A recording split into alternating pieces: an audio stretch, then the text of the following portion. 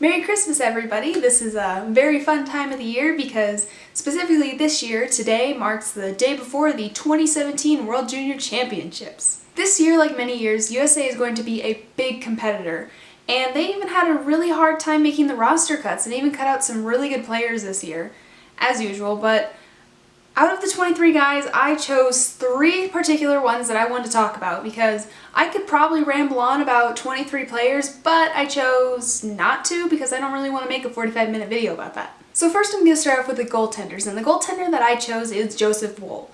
Last year he played for the US's national under-18 team, which is a very great organization, a very great program to go through, and in fact all 3 of the kids that I chose actually went through this program. Last year with the program, he posted 2.14 goals against average and a .918 save percentage, both of which were good enough for first in the program. And you can think whatever you want to about those stats, but just last year, Jonathan Quick was nominated for the Vezina with a .918 save percentage, which is the same exact that Woll has. At 6'3", 202, he's a pretty good size for a goaltender because he's not too tall, he's not too short, and he's definitely not too heavy or too frail.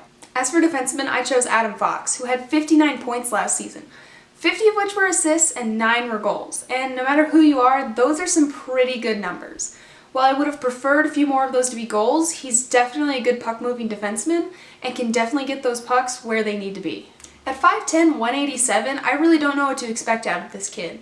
While the NHL is moving forward and thinking that, oh, you can be a smaller player and still play, I'm still sitting back preferring my Duncan Keiths, my Brent Seabrooks, and my Noah Hannafins, my taller guys who are probably a lot heavier. But at the same time, I'm excited to see what this kid can do because this kid has obviously been dominating. He's about in the top 5 for points amongst all skaters.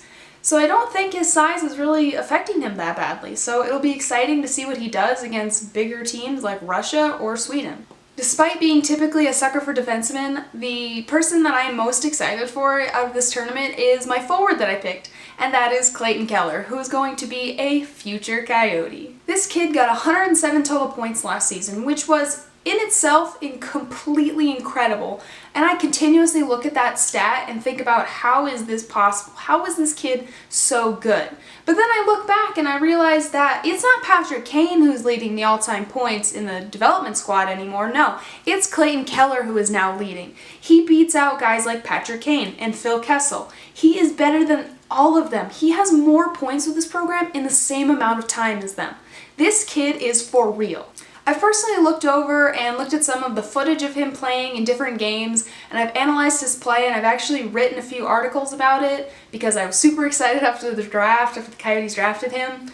And so I think I have a pretty good idea of how this kid plays and just how skillful he is. So I am super excited to see him. Not to mention, he's currently playing for one of my favorite colleges, Boston University, and has 15 points in 10 games already. This kid is lighting it up in the NCAA, one of the more tougher leagues out there because of how defensive they are and how good pretty much everybody in the program is. Last year it was Austin Matthews, it was Colin White, we had all these guys, and this year it's going to be just quite the same. I am pretty excited for the group of kids that we are going to have.